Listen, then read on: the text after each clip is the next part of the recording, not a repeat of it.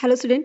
सो आप सभी को पता है कि बजट 2026 अनाउंस हो चुका है। हमारी फिनांस मिनिस्टर निर्मला सीतारमण जी ने बजट 2026 के अंदर फिनांस बिल में क्या क्या चेंजेस की बात कही है, इनकम टैक्स एक्ट के अकॉर्डिंग क्या चेंजेस आने वाले हैं, उन सबको हम यहाँ पे इन शॉर्ट समझेंगे। तो चलिए शुरू करते हैं। सबसे पहले बात करेंगे हम एक्ट के बारे में कि इनकम टैक्स एक्ट 1961 जो था वो रिप्लेस हो रहा है इनकम टैक्स एक्ट 2025 से। और ये जो है एप्लीकेबल कब से होगा? 1 अप्रैल 2026 से एप्लीकेबल हो जाएगा। तो नया act income tax act 2025 applicable होने वाला है। इसमें बहुत सारे सेक्शंस कम है, रिड्यूस्ड है, सिंप्लीफाइड वर्जन है ये आपके इनकम टैक्स एक्ट 1961 का, राइट। अब इसके अलावा क्या चीज़ें हैं? सबसे इंपॉर्टेंट और बात होती है हमारी टैक्स रेट की।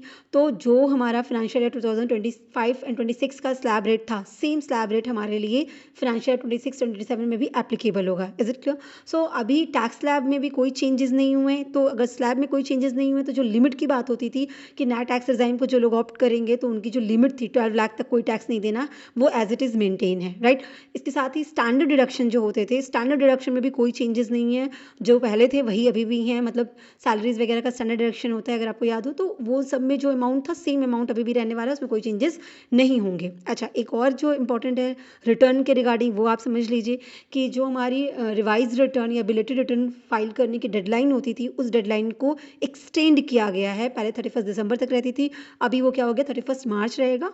और ये जो आपको पता है कि बिलेटेड रिटर्न हो या रिवाइज रिटर्न हो तो उसमें जो फीस चार्जेस हैं वो चीज़ें आपकी एप्लीकेबल रहेंगी, बस डेट एक्सटेंड कर दी है। इसी के साथ हमारे आईटीआर फाइल की भी डेट एक्सटेंड की गई है। जैसे आईटीआर 1 और आईटीआर 2 का तो वही 31 जुलाई ही है, लेकिन आईटीआर 3 जो लोग फाइल करते हैं, मतलब जो बिजनेस कोर के लोग हैं और नॉन ऑडिटेड, ऑडिटेड नहीं, जो नॉन ऑडिटेड हैं, उनकी भी डेट एक्सटेंड की गई है। Is it clear? तो 31 अगस्त तक एक्सटेंड की गई है, वो भी आपको ध्यान रहे। इसके अलावा जो मेजर चेंज आया है वो टैक्स कलेक्शन के रिगार्डिंग है। जो टीसीएस हम लोग किया जाता है, टैक्स कलेक्शन एट सोर्स जो होता है, उसमें बोला गया कि अगर एजुकेशनल या मेडिकल ट्रीटमेंट के लिए पैसे विड्रॉ किए जा रहे होंगे या पैसे खर्च किए जा रहे हैं मोर देन 10 लाख, तो उसमें जो टीसीएस आपका जो चार्जेस लगते थे वो 5% लगते थे, वो रिड्यूस करके अब 2% कर दिए गए। क्लियर है? तो ये चीज़ काफ़ी अच्छा किया गया है। इसके अलावा जो ओवरसीज़ मतलब आपका सेल होता है, जैसे टूर पैकेज हो गया या ट्रैवल का या होटल स्टे का, मतलब फॉरेन के रिगार्डिंग जो भी आपके टीसीएस डिडक्ट होते थे उसके भी रेट में रिड्यूस, वो भी रेट रिड्यूस हुआ है, वो भी 2% कर दिया गया है। तो टीसीएस के रेट को रिड्यूस किया गया है। जो भी फॉरेन में आपका मेडिकल एक्सपेंस हो, एजुकेशन पर्पज़ का हो, टूर पैकेज हो, ट्रैवल हो, उन सभी के एक्सपेंसेस को, मतलब उस पर जो लगने वाले टीसीएस थे उसको रिड्यूस किया गया है। ठीक है।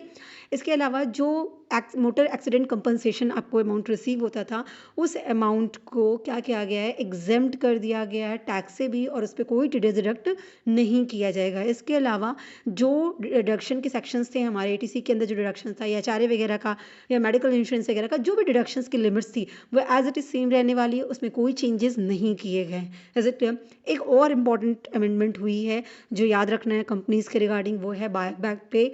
जो शेयर्स बायबैक होते हैं वो टैक्स की कैटेगरी में आ गए हैं। बोला गया है कि जो भी शेयर्स कंपनीज बायबैक करती हैं वो as a capital gain tax किए जाएंगे। ठीक है। एडिशनली उन पे बायबैक टैक्स लगाएगा प्रमोटर्स पे, और ये जो टैक्स रेट है वो कैसे बताया गया है, 22% कॉर्पोरेट के लिए और 30% क्या होगा, नॉन कॉर्पोरेट प्रमोटर्स के लिए रेट एप्लीकेबल होगा। तो बायबैक ऑफ शेयर्स पे टैक्स लगने वाला है। इसके अलावा सिक्योरिटी ट्रांजेक्शंस टैक्स जो होता था एसटीटी, उसके भी रेट में वो भी रेट इंक्रीज़ हो गया है।